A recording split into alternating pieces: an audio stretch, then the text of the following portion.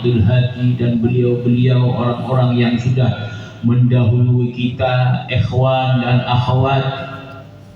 Mudah-mudahan kiriman doa apa yang kita baca itulah nanti yang menjadi investasi kita, sebagaimana kita mendoakan beliau-beliau, kita nanti juga didoakan oleh orang-orang yang menjadi penerus kita. Sebab nopo perorawuh, dalam hadis diterangkan bahwa yang namanya almarhumin almarhumat mayit itu kalgharik, itu seperti orang yang dalam ketenggelaman. Jadi orang itu kalau sudah dalam keadaan tenggelam, pasti apapun akan dilakukan. Orang kalau sudah tenggelam sendirian di tengah lautan, tahu-taunya di sampingnya itu ada emas yang mengambang, terus ada papan. Karena saking tamaknya akhirnya emas yang diambil akhirnya tambah tenggelam. Tapi kalau ada papan, walaupun kelihatannya tidak ada harganya, orang akan memilih papan. Itulah orang ibarat dalam keadaan mau tenggelam. Para amwat, para mayit-mayit yang ada di kuburan, semuanya itu kata sahabat Abi Darda, mereka memerlukan doanya orang-orang yang hidup, lebih memerlukan daripada orang hidup perlu butuh makan dan minum. Karena apa? Karena yang bisa menyelamatkan mereka-mereka yang ada di alam kubur adalah doanya orang-orang yang hidup. Kita mendoakan beliau-beliau guru-guru kita, itu adalah karena kita ingin agar supaya hati kita nyambung dengan beliau, supaya nama-nama kita yang rajin mendoakan guru-guru kita, muqaddam-muqaddam kita, bahkan Fatihah, alhamdulillah tadi Kiai Hasan Fatihahnya lengkap sekali, sampai sanad-sanad dari almarhum Kiai Badri Masduki, baik itu yang dari Syekh Idris bin Muhammad ibn al-Abid al-Husaini al-Uraqi, Sayyidi Ahmad ibn al-Had al-Hiyasi Sukairi, Sayyidil Had Ahmad al-Abdallahi, Sayyidil Had Ali ad-Dimasini, begitu juga sampai kepada Sayyidi Syekh Ahmad bin Muhammad at-Tijani, apakah itu yang silsilah Zahabiyah ataupun silsilah Qutbaniyah, alhamdulillah semuanya disebutkan oleh beliau-beliau dan cukup mewakili.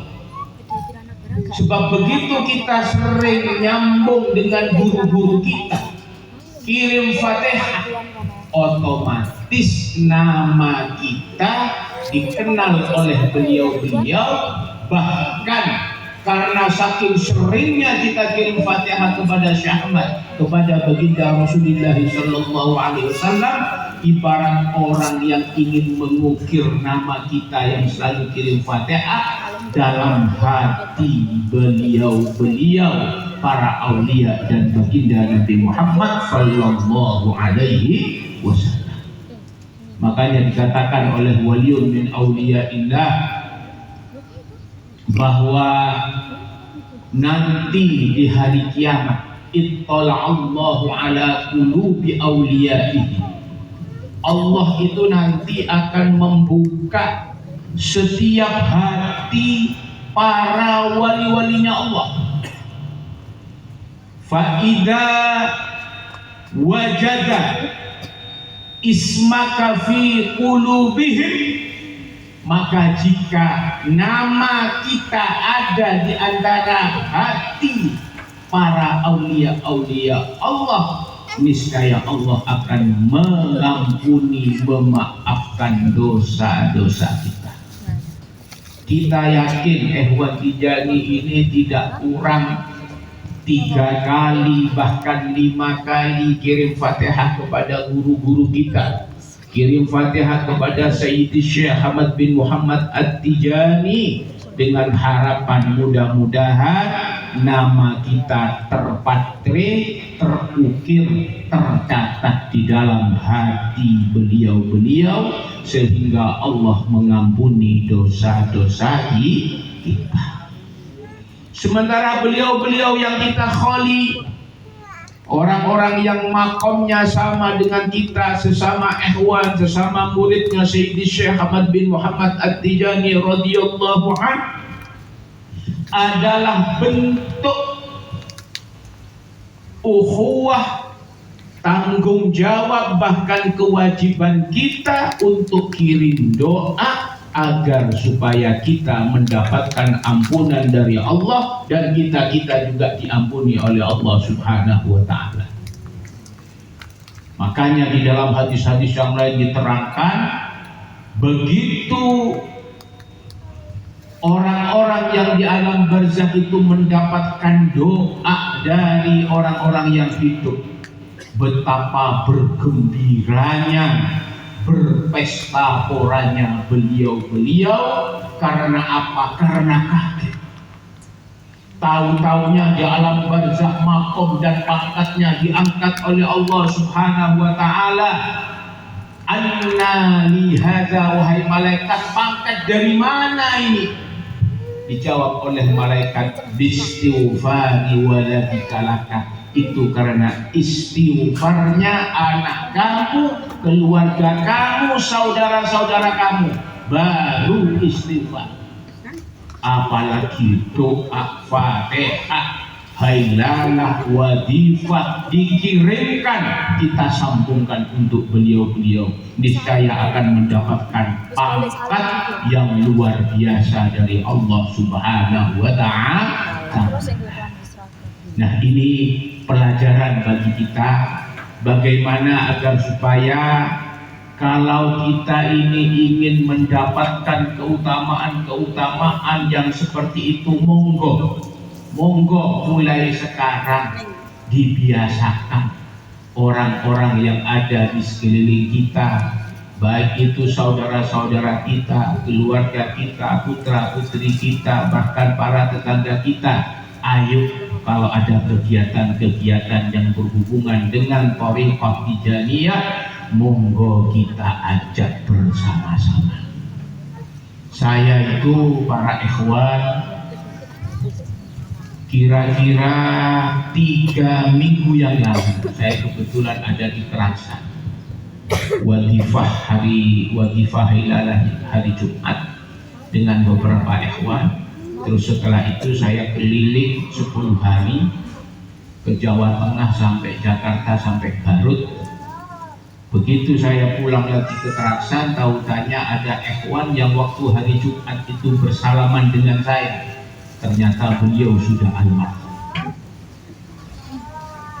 Saya tidak nuntut karena beliau itu meninggal dikuburkan siang. Saya waktu itu terbang dari Jakarta hari itu, tapi akhirnya besok malamnya begitu saya nyampe, saya masih ada acara pengajian di Kerasan, nggak sempat. Terus besoknya saya silaturahmi, ternyata ikhwan yang meninggal itu sempat masuk rumah sakit. Terus saya tanya sama putranya, ada nggak fotonya kira-kira? Setelah diperlihatkan, ternyata ada fotonya. Ya Allah, ternyata di dalam foto dalam keadaan sakit. Saya membayangkan kira-kira dalam keadaan sudah sekaratul maut, tapi beliau itu sempat tersenyum, mukanya cerah sampai saya itu iri. Mudah-mudahan saya mendapatkan nikmat yang seperti ini. Mudah-mudahan seluruh ikhwan Thariqah Tijaniyah mendapatkan jaminan-jaminan seperti yang dijanjikan oleh Sayyidi Syekh Ahmad bin Muhammad At-Tijani radhiyallahu anhu. Saya yakin bahwa ikhwan yang meninggal itu adalah dalam keadaan husnul khatimah. Kata Sayyidina Ali dan sahabat-sahabat yang lain, wahai para sahabat, apa yang paling jenengan takutkan ketika hidup? Para sahabat mengatakan, yang paling saya takutkan itu adalah mati dalam keadaan su'ul khatimah. Sekelas para sahabat. Makanya kata Sayyidina Ali, nikmat yang terbaik itu adalah nikmatul iman, nikmatul Islam, nikmatul ihsan. Tapi sempurnanya nikmat-nikmat itu, atammuha wa akmaluha al-mautu ala dinil Islam, mati dalam keadaan husnul khatimah, membawa iman Islam, membawa la ilaha illallah Muhammadur Rasulullah. Ternyata benar para ikhwan. Jaminan dari Sayyidi Syekh Ahmad bin Muhammad At-Tijani bahwa mereka-mereka yang ikut Thariqah Tijaniyah, di antara jaminan Sayyidi Syekh Ahmad bin Muhammad At-Tijani dalam keadaan sakaratul maut, Sayyidi Syekh akan hadir, bahkan didampingi oleh baginda Rasulullah sallallahu alaihi wasallam untuk menuntun kita husnul khatimah menghadap kepada Allah Subhanahu wa ta'ala. Oleh karenanya para muqaddam-muqaddam kita, baik almarhum, wabil khusus abah saya sendiri almarhum Kiai Badri Mas Duki, beliau itu kalau berdoa dan selalu mengajarkan doa supaya selalu minta mati dalam keadaan husnul khatimah dan dikumpulkan ma'al ladzina an'amallahu alaihim, bersama mereka-mereka yang telah diberi nikmat oleh Allah. An'amallahu alaihim, siapa mereka? Minan nabiyyin, para anbiya, wasiddiqin, para sahabat-sahabat Rasulullah, para wali-wali Allah Subhanahu wa ta'ala, wasyuhada, orang-orang syahid, as-shalihin, dan orang-orang saleh. Saya baca di dalam kitab tafsir,